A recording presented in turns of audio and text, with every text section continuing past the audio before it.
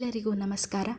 ಇಂದಿನ ಈ ವಿಡಿಯೋನಲ್ಲಿ SEP second sem BCom Kannada ಪಠ್ಯಪುಸ್ತಕದಲ್ಲಿ ಇಡಲಾಗಿರುವಂತಹ ದೇಜಗೌ ರವರು ಬರೆದಿರುವಂತಹ ಜನಪದ ಗೀತಾಂಜಲಿ ಕವಿತೆಯ ಸಾರಾಂಶವನ್ನು ತಿಳಿದುಕೊಳ್ಳೋಣ. ಕವಿತೆಯನ್ನು ಸ್ಟಾರ್ಟ್ ಮಾಡೋದಕ್ಕೂ ಮೊದಲು ಕವಿ ಪರಿಚಯವನ್ನು ತಿಳಿದುಕೊಳ್ಳೋಣ. ದೇಜಗೌ ಎಂಬ ಕಾವ್ಯನಾಮದಿಂದ ಹೆಸರಾಗಿರುವಂತಹ ದೇ ಜವರೇಗೌಡ ಅವರು ಕನ್ನಡದ ಪ್ರಮುಖ ಸಾಹಿತಿಗಳಲ್ಲಿ ಒಬ್ಬರಾಗಿದ್ದಾರೆ. ಕುವೆಂಪುರವರ ಮಾನಸ ಪುತ್ರರೆಂದು ಕರೆಯಲ್ಪಡುವಂತಹ ದೇಜಗೌ ಅವರು ಡಾಕ್ಟರ್ ಕುವೆಂಪು ಅವರ ಶಿಷ್ಯರಾಗಿ ಅವರ ಮಾರ್ಗದರ್ಶನದಿಂದ ಕನ್ನಡದ ಹೆಸರಾಂತ ಗದ್ಯ ಲೇಖಕರಲ್ಲಿ ಒಬ್ಬರೆನಿಸಿಕೊಂಡಿದ್ದಾರೆ. ಗದ್ಯದ ಸಾರಾಂಶ ನೋಡೋಣ ಬನ್ನಿ ಮಕ್ಕಳೇ. ಹಳ್ಳದ ದಂಡ್ಯಾನ ಹಸುರು ಬಣ್ಣದ ಗುಬ್ಬಿ ಬಿಸಿಲಿಗೆ ಬಾಯ ಬಿಡತೈತಿ, ಆ ಗುಬ್ಬಿ ಕುಸಲದ ನಗುವ ನಗತೈತಿ. ಈ ಪದ್ಯ ಭಾಗದ ಸಾರಾಂಶ ನೋಡಿ. ಈ ಸಾಲುಗಳಲ್ಲಿ ಕವಿ ಹಳ್ಳಿಯ ಸುಂದರ ಪ್ರಕೃತಿ ದೃಶ್ಯವನ್ನು ಚಿತ್ರಿಸಿದ್ದಾರೆ. ಹಳ್ಳದ ದಂಡೆಯ ಮೇಲೆ ಬಿಳಿ ಹಸಿರು ಬಣ್ಣದ ಒಂದು ಚಿಕ್ಕ ಗುಬ್ಬಿ ಅಂದರೆ ಒಂದು ಚಿಕ್ಕ ಹಕ್ಕಿ ಕುಳಿತಿದೆ. ಬಿಸಿಲಿನ ಬೆಳಕಿನಲ್ಲಿ ಅದು ತನ್ನ ಬಾಯನ್ನು ತೆರೆದುಕೊಂಡು ಸಂತೋಷದಿಂದ ಹಾಡ್ತಾ ಇರೋ ರೀತಿ ಕಾಣಿಸ್ತಾ ಇದೆ. ಅದರ ಚಟುವಟಿಕೆ ಮತ್ತು ಚಿಲಿಪಿಲಿ ಧ್ವನಿ ನೋಡಿದಾಗ ಅದು ನಗ್ತಿರೋವಂತೆ ಭಾಸವಾಗ್ತಾ ಇದೆ ಕವಿಗೆ. ಈ ಸಾಲುಗಳ ಮೂಲಕ ಕವಿ ಪ್ರಕೃತಿಯ ಸೌಂದರ್ಯ, ಹಕ್ಕಿಗಳ ಮುಗ್ಧವಾದಂತಹ ಮನಸ್ಸು ಮತ್ತು ಹಳ್ಳಿಯ ನೈಸರ್ಗಿಕ ವಾತಾವರಣವನ್ನು ತುಂಬ ಮನೋಜ್ಞವಾಗಿ ವರ್ಣಿಸಿದ್ದಾರೆ. ಪ್ರಕೃತಿಯ ಜೊತೆ ಬೆರೆತು ಬದುಕುವಂತಹ ಜೀವಿಗಳ ಸಂತೋಷವನ್ನು ಈ ಸಾಲುಗಳಲ್ಲಿ ವ್ಯಕ್ತಪಡಿಸಲಾಗಿದೆ. ನೆಲದಾಗ ಗಿಡ ಚಲುವ ಮಾವಿನ ಗಿಡ ಚಲುವ ಹಕ್ಕಿ ಪಕ್ಕಾಗ ಗಿಣಿ ಚಲುವ ಮ್ಯಾಲಿನ ಚಿಕ್ಕ್ಯಾಗ ಚೆಲುವ ಚಂದ್ರಮ. ಈ ಪದ್ಯಭಾಗದಲ್ಲಿ ಕವಿ ಏನು ಹೇಳ್ತಿದ್ದಾರೆ ಅಂದರೆ, ಭೂಮಿಯ ಮೇಲೆ ಬೆಳೆಯುವಂತಹ ಗಿಡಗಳು ಸುಂದರವಾಗಿವೆ. ಅವುಗಳಲ್ಲಿ ಮಾವಿನ ಮರ ಇನ್ನಷ್ಟು ಆಕರ್ಷಕವಾಗಿ ಕಾಣಿಸುತ್ತೆ. ಹಕ್ಕಿಗಳಲ್ಲಿ ಗಿಣಿ ಬಹಳ ಚೆಲುವಾಗಿ ಕಾಣಿಸುತ್ತೆ. ಹಾಗೆಯೇ ಆಕಾಶದಲ್ಲಿ ಚಂದ್ರನು ಎಲ್ಲಕ್ಕಿಂತಲೂ ಕೂಡ ಹೆಚ್ಚು ಸುಂದರವಾಗಿ ಹೊಳಿತಾ ಇರ್ತಾನೆ. ಈ ಸಾಲುಗಳ ಮೂಲಕ ಕವಿ ಪ್ರಕೃತಿಯ ವಿವಿಧ ಅಂಶಗಳ ಸೌಂದರ್ಯವನ್ನು ತುಂಬ ಸುಂದರವಾಗಿ ಹೊಗಳ್ತಾ ಪ್ರಕೃತಿಯ ಮೇಲಿನ ಪ್ರೀತಿ ಮತ್ತು ಮೆಚ್ಚುಗೆಯನ್ನು ವ್ಯಕ್ತಪಡಿಸ್ತಾ ಇದ್ದಾರೆ. ಮುಂದಿನ ಪದ್ಯಭಾಗ. ಮಾಗಿನ ಮಳೆಗಾಗಿ ಹ್ಯಾಂಗಿತ್ತಿ ಕೋಗಿಲ ಆಗರ ಭಾಳ ಅಡಕಿಯ ಬನದಾಗ ಕೂಡ್ಯಾಡಿ ಹೊತ್ತ ಕಳದೇನ. ಈ ಸಾಲುಗಳ ಮೂಲಕ ಕವಿ ಏನು ಹೇಳ್ತಿದ್ದಾರೆ ಅಂದರೆ, ಮಳೆಯ ಆಗಮನದಿಂದ ಅಂದರೆ ಇನ್ನೇನು ಮಳೆ ಸ್ಟಾರ್ಟ್ ಆಗೋ ಟೈಮ್ನಲ್ಲಿ ಪ್ರಕೃತಿಯಲ್ಲಿ ಉಂಟಾಗುವಂತಹ ಚೈತನ್ಯ ಹಾಗೆ ಜೀವಿಗಳ ಸಂತೋಷವನ್ನು ಬಹಳ ಸುಂದರವಾಗಿ ವ್ಯಕ್ತಪಡಿಸಿದ್ದಾರೆ. ಮಾಗಿಯ ಅಂದರೆ ಬೇಸಿಗೆಯ ಅಂತ್ಯದ ಸಮಯ ಅಂದರೆ ಇನ್ನೇನು ಮಳೆ ಸ್ಟಾರ್ಟ್ ಆಗೋ ಟೈಮು. ಈ ಮಳೆಗಾಗಿಯೇ ಕೋಗಿಲೆ ಕಾತರದಿಂದ ಕಾಯ್ತಾ ಇರುತ್ತೆ. ಮಳೆ ಬಂದ ನಂತರ ಕಾಡು ಬನಗಳು ಹಸಿರಿನಿಂದ ಕಂಗೊಳಿಸ್ತವೆ. ಆ ಸುಂದರ ಪ್ರಕೃತಿಯಲ್ಲಿ ಕೋಗಿಲೆ ತನ್ನ ಸಂಗಾತಿಗಳೊಂದಿಗೆ ಆಟ ಆಡ್ತಾ ಹಾಡುತ್ತಾ ಸಂತೋಷದಿಂದ ಕಾಲ ಕಳೆಯುತ್ತೆ. ಮುಂದಿನ ಪದ್ಯಭಾಗ ನೋಡಿ ಮಕ್ಕಳೇ.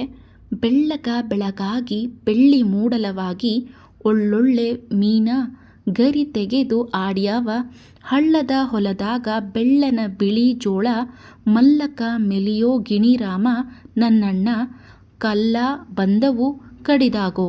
ಈ ಸಾಲುಗಳಲ್ಲಿ ಕವಿ ಬೆಳಗ್ಗೆ ಸೂರ್ಯೋದಯವಾದಾಗ ಪ್ರಕೃತಿಯೆಲ್ಲ ಹೊಳಿತಾ ಇರುತ್ತೆ ಸೂರ್ಯನ ಬೆಳಕಿನಿಂದ.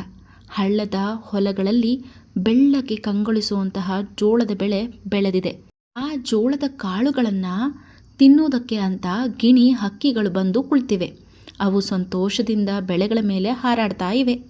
ಆದರೆ ಹಕ್ಕಿಗಳು ಬೆಳೆಗಳನ್ನು ತಿಂತಿರೋದನ್ನು ಕಂಡ ರೈತ ತನ್ನ ಬೆಳೆಗಳನ್ನು ಕಾಪಾಡಿಕೊಳ್ಳೋದಕ್ಕೋಸ್ಕರ ಕಲ್ಲು ಎಸೆದು ಅವುಗಳನ್ನು ಓಡಿಸ್ತಾನೆ. ಈ ಮೂಲಕ ಕವಿ ಹಳ್ಳಿಯ ಕೃಷಿ ಜೀವನದ ಬಗ್ಗೆ, ಪ್ರಕೃತಿಯ ಸೌಂದರ್ಯ ಮತ್ತು ರೈತ ಹಕ್ಕಿಗಳ ನಡುವೆ ಇರುವಂತಹ ಸಂಬಂಧವನ್ನು ತುಂಬ ಸರಳವಾಗಿ ಚಿತ್ರಿಸಿದ್ದಾರೆ. ಮುಂದಿನ ಕಾವ್ಯಭಾಗ. ಜಾಲದ ಹೂವು ಯಾವಾಗ ಪರಿಮಳ, ಕಾವಳ ಬಿತ್ತು ಬಿಸಿಲೇರಿ ಬರುವಾಗ ಕಾಡು ಮೇಡೆಲ್ಲ ಪರಿಮಳ.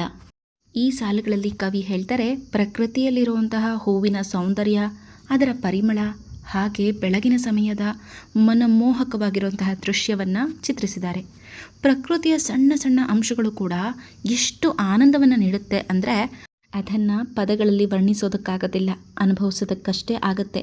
ಜಾಲದ ಹೂವು ಅರಳಿ ಅಂದರೆ ಹೂಗಳ ಮೇಲೆ ಎಲೆಗಳ ಮೇಲೆ ಹೇಗೆ ಹಿಬ್ಬನಿ ಬಿದ್ದಿರುತ್ತೆ, ಮಂಜು ಹನಿಗಳು ಅಂದರೆ ಹಿಬ್ಬನಿ ಬೆಳಗಿನ ವಾತಾವರಣದಲ್ಲಿ ತುಂಬ ತಣ್ಣಗಿರುತ್ತೆ ಅಲ್ವಾ, ಅದೇ ಟೈಮ್ನಲ್ಲಿ ಎಲ್ಲ ಎಲೆಗಳ ಮೇಲೆ ಪ್ರಕೃತಿಯ ಒಂದು ಸೊಬಗಿನ ಮೇಲೆ ಹಿಬ್ಬನಿಗಳು ಬಿದ್ದಿರುತ್ತೆ. ನಂತರ ಬಿಸಿಲು ಹರಡಿದಾಗ ಆ ಹನಿಗಳು ಮಾಯ ಆಗಿ ಆ ಒಂದು ಹೂವಿನ ಅಥವಾ ಎಲೆಯ ಒಂದು ಸುಗಂಧ ಎಲ್ಲೆಡೆ ಹರಡುತ್ತೆ. ಆ ಸುಗಂಧ ಕಾಡು ಮೇಡುಗಳಲ್ಲೆಲ್ಲ ಆವರಿಸಿ ಪ್ರಕೃತಿಯನ್ನು ಇನ್ನಷ್ಟು ಸುಂದರಗೊಳಿಸುತ್ತೆ. ಮುಂದಿನ ಪದ್ಯ ಸಾಲುಗಳು: ಮೂಡ ಮೂಡೀತ ಪಡುವನಿದ್ದರು ಗಟ್ಟ ತಾವರೆ ಕೇರೀಲಿ ತಳಗಿತ್ತ ಸೂರೀಂದ್ರ ನೀ ಮೂಡದೆ ಮಂಜು ಹರಿಯದೋ. ಪ್ರಕೃತಿಯ ಪ್ರತಿಯೊಂದು ಕ್ರಿಯೆಗಳಿಗೂ ಕೂಡ, ಯಾವುದೇ ಒಂದು ಪ್ರಕೃತಿಯಲ್ಲಿ ಕೆಲಸ ನಡೆಯೋದಕ್ಕೂ ಕೂಡ ಸೂರ್ಯನೇ ಮೂಲ ಕಾರಣ ಆಗಿರ್ತಾನೆ ಅನ್ನೋದನ್ನು ಈ ಸಾಲುಗಳ ಮೂಲಕ ತಿಳಿಸಲಾಗಿದೆ. ಸೂರ್ಯೋದಯದಿಂದಲೇ ಪ್ರಕೃತಿ ಎಚ್ಚೆತ್ಕೊಳ್ಳೋದು, ತನ್ನ ಸೌಂದರ್ಯವನ್ನು ಪ್ರದರ್ಶಿಸೋದು ಅನ್ನೋ ಭಾವವನ್ನು ಈ ಸಾಲುಗಳ ಮೂಲಕ ವ್ಯಕ್ತಪಡಿಸ್ತಾ ಇದ್ದಾರೆ. ಸೂರ್ಯ ಅಕಸ್ಮಾತ್ ಏನಾದರೂ ಪೂರ್ವ ದಿಕ್ಕಿನಲ್ಲಿ ಹುಟ್ಟದೇ ಇದ್ದಿದ್ರೆ ತಾವರೆ ಹೂಗಳು ಹರಳ್ತಾನೆ ಇರಲಿಲ್ಲ, ಬೆಳಗಿನ ಮಂಜು ಕರಗ್ತಾನೆ ಇರಲಿಲ್ಲ. ಇಡೀ ಪ್ರಕೃತಿಗೆ ಚೈತನ್ಯವನ್ನು ಮತ್ತು ಜೀವವನ್ನು ತುಂಬೋದು ಸೂರ್ಯನಿಂದಲೇ ಸಾಧ್ಯ ಅನ್ನೋದನ್ನು ಕವಿ ಹೇಳ್ತಾ ಇದ್ದಾರೆ. ಪದ್ಯಭಾಗ: ಬೆಳಗು ಬೇಗನೆ ಬಂತು ತಿಳಿಸಲಿ ಜಗಕ್ಕೆಲ್ಲ ಸುಳಿದು ಬೀಸೆ ಶಿವಗಾಳಿ ಶಿವಗಣಕ್ಕೆ ಕಳಿಸುವುದೋ ಸುದ್ದಿ ಕೋಳೂರ. ಈ ಸಾಲುಗಳಲ್ಲಿ ಕವಿ ಹೇಳ್ತಾರೆ, ಪ್ರಕೃತಿಯ ಪ್ರತಿಯೊಂದು ಅಂಶವು ಬೆಳಗಿನ ಆಗಮನವನ್ನು ಸಾರುವ ದೂತನಂತೆ ಕಾರ್ಯನಿರ್ವಹಿಸುತ್ತೆ ಅಂತ ಕವಿ ವ್ಯಕ್ತಪಡಿಸ್ತಾ ಇದ್ದಾರೆ. ಪ್ರಕೃತಿಯ ಚೈತನ್ಯ ಮತ್ತು ಹೊಸ ದಿನದ ಸಂತೋಷವನ್ನು ಈ ಸಾಲುಗಳಲ್ಲಿ ಸುಂದರವಾಗಿ ಬಿಂಬಿಸಲಾಗಿದೆ.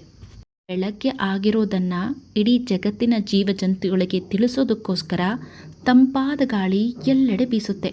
ಆ ಗಾಳಿಯು ಶಿವನ ಗಣಗಳಿಗೆ ಅಂದರೆ ಶಿವನ ಭಕ್ತರಿಗೆ ಬೆಳಗಿನ ಸಂದೇಶವನ್ನು ಕೊಂಡೊಯ್ತಿರುವಂತೆ ಕವಿ ಕಲ್ಪಿಸಿದ್ದಾರೆ. ಕೋಳಿಯ ಕೂಗು ಕೂಡ ಒಂದು ಹೊಸ ದಿನದ ಆರಂಭವನ್ನು ತಿಳಿಸುತ್ತೆ. ಮುಂದಿನ ಸಾಲುಗಳಲ್ಲಿ: ಹಾಡಿದವು ದಿಕ್ಕುಗಳು ಬೇಡಿದವು ಕಾಡುಗಳ ಹಾಡು ಗೊಲ್ಲಾಳ ಬೆಳತನಕ ಶಿವಲೋಕ ನೋಡುತ್ತಲೇ ಬೆಳಗಾಯಿತು. ಬೆಳಗಿನ ಒಂದು ಸುಂದರ ವಾತಾವರಣವನ್ನು ಕವಿ ಈ ಸಾಲುಗಳಲ್ಲಿ ವರ್ಣಿಸಿದ್ದಾರೆ. ಬೆಳಗಿನ ಸಮಯದಲ್ಲಿ ಎಲ್ಲ ದಿಕ್ಕುಗಳು ಕೂಡ ಹಾಡ್ತಿರೋವಂತೆ, ಕಾಡಿನಲ್ಲಿರುವಂತಹ ಜೀವಜಂತುಗಳು ಗಿಡಮರಗಳು ಸಂಗೀತ ಕೇಳ್ತಿರೋ ರೀತಿ ಗೊಲ್ಲಾಳ ಅಂದರೆ ಗೋಪಾಲಕ ಅಂದರೆ ಮಕ್ಕಳೇ, ಗೋವುಗಳನ್ನು ಹಸು ಸಾಕಾಣಿಕೆ ಮಾಡ್ತಾರಲ್ಲ ಅವರುಗಳು. ಹಾಡು, ಅವರ ಆಡ್ತಿರುವಂತಹ ಹಾಡು ಶಿವಲೋಕದವರೆಗೂ ಕೂಡ ತಲುಪುವಷ್ಟು ಮಧುರವಾಗಿದೆ ಅಂತ ಕವಿ ಹೇಳ್ತಾ ಇದ್ದಾರೆ. ಆ ಹಾಡಿನ ಸೊಬಗನ್ನು ನೋಡ್ತಾ ಕೇಳ್ತಾ ಇರುವಷ್ಟರಲ್ಲಿ ರಾತ್ರಿಯು ಕಳೆದು ಬೆಳಕು ಮೂಡುತ್ತೆ. ಪ್ರಕೃತಿಯ ಸೌಂದರ್ಯ, ಸಂಗೀತದ ಮಧುರತೆ ಮತ್ತು ಬೆಳಗಿನ ಒಂದು ಮನೋಹರ ದೃಶ್ಯವನ್ನು ಕವಿ ಈ ಸಾಲುಗಳಲ್ಲಿ ತುಂಬ ಸುಂದರವಾಗಿ ಚಿತ್ರಿಸಿದ್ದಾರೆ. ಮುಂದಿನ ಸಾಲು: ಮರೆತು ಜಗ ಮಲಗಿರಲು ಅರಿಯಲ ಸೋಜಿಗವ ಇರುಳು ಗಣ್ಣರಳಿ ನಗುತ್ತಿರಲು ನರಲೋಕ ಅರಳಿ ಹೂವಾಯ್ತು ಶಿವನ್ನಡಿಗೆ. ಈ ಸಾಲುಗಳಲ್ಲಿ ಕವಿ ಬೆಳಗಿನ ಜಾವದ ಒಂದು ಪ್ರಕೃತಿ ಸೌಂದರ್ಯವನ್ನು ವರ್ಣಿಸಿದ್ದಾರೆ. ಕವಿ ಹೇಳ್ತಾರೆ, ಇಡೀ ಜಗತ್ತು ಇನ್ನು ನಿದ್ರೆಯಲ್ಲೇ ಇರುವಾಗ ಪ್ರಕೃತಿಯಲ್ಲಿ ಅದ್ಭುತವಾದಂತಹ ಬದಲಾವಣೆಗಳು ನಡೆಯುತ್ತೆ. ರಾತ್ರಿ ಕತ್ತಲೆ ಕಳೆಯುತ್ತಾ ಬೆಳಕು ಮೂಡಲು ಆರಂಭವಾಗುತ್ತೆ. ಆ ಸಮಯದಲ್ಲಿ ನರಲೋಕ ಅಂದರೆ ಮಾನವಲೋಕ, ಮನುಷ್ಯ ಇರ್ತಾನಲ್ಲ ಆ ಲೋಕ ಎಚ್ಚರಗೊಂಡು ಅರಳಿದ ಹೂವಿನಂತೆ ಸುಂದರವಾಗಿ ಕಾಣಿಸುತ್ತೆ. ಈ ಸುಂದರ ಪ್ರಕೃತಿಯ ಒಂದು ದೃಶ್ಯ ಏನಿದೆ ಅದು ಶಿವನ ಪಾದಗಳಿಗೆ ಅರ್ಪಿಸಲಾದಂತಹ ಹೂವಿನಂತಿದೆ ಅಂತ ಕವಿ ನಮ್ಮ ಮನದಾಳದ ಮಾತನ್ನು ಹೇಳ್ತಾ ಇದ್ದಾರೆ. ಅಂದರೆ ಇಡೀ ಸೃಷ್ಟಿಯೇ ಶಿವನಿಗೆ ಅರ್ಪಿತವಾಗಿರುವಂಥದ್ದು, ಸಮರ್ಪಿತವಾದಂತಹ ಪೂಜೆಯಂತಾಗಿದೆ ಅಂತ ಕವಿ ತಮ್ಮ ಭಾವನೆಯನ್ನು ವ್ಯಕ್ತಪಡಿಸ್ತಾ ಇದ್ದಾರೆ. ಮುಂದಿನ ಸಾಲು: ಮೂಡಲದ ಕೆಂಪಿನೊಳು ಹಾಡಿದವು ಹಕ್ಕಿಗಳು ನಾಡ ನುಂಗುತ್ತಲಿ ಹೂ ಬಿಸಿಲು ಕತ್ತಲೆಯು ಓಡಿ ಪಡುವಣಕೆ ದಿನಕಂಜಿ. ಈ ಸಾಲುಗಳಲ್ಲಿ ಕವಿ ಹೇಳ್ತಾರೆ, ಬೆಳಗಿನ ಜಾವ ಸೂರ್ಯೋದಯವಾಗುತ್ತಿದ್ದಂತೆ ಪ್ರಕೃತಿ ಚೈತನ್ಯಗೊಳ್ಳುತ್ತೆ. ಹಕ್ಕಿಗಳ ಕಲರವ, ಅದೇ ರೀತಿ ಸೂರ್ಯನ ಬೆಳಕು ಮತ್ತು ಕತ್ತಲೆಯ ನಿವಾರಣೆಯನ್ನು ಕವಿ ಸುಂದರವಾಗಿ ಚಿತ್ರಿಸಿದ್ದಾರೆ. ಪೂರ್ವ ದಿಕ್ಕಿನಲ್ಲಿ ಕೆಂಪು ಬಣ್ಣಗೆ ಹರಡುತ್ತಿದ್ದಂತೆ ಹಕ್ಕಿಗಳು ಸಂತೋಷದಿಂದ ಹಾಡೋದಕ್ಕೆ ಆರಂಭಿಸ್ತಾರೆ. ಅಂದರೆ ಸೂರ್ಯನ ಮೃದುವಾದ ಕಿರಣಗಳು ಎಲ್ಲೆಡೆ ಹರಡಿ ಕತ್ತಲೆಯನ್ನು ದೂರ ಮಾಡುತ್ತೆ. ಸೂರ್ಯನ ಬೆಳಕಿನ ಮುಂದೆ ಕತ್ತಲೆ ಪಶ್ಚಿಮ ದಿಕ್ಕಿನತ್ತ ಓಡಿ ಹೋಗುತ್ತೆ. ಆ ರೀತಿ ಕಾಣಿಸುತ್ತೆ.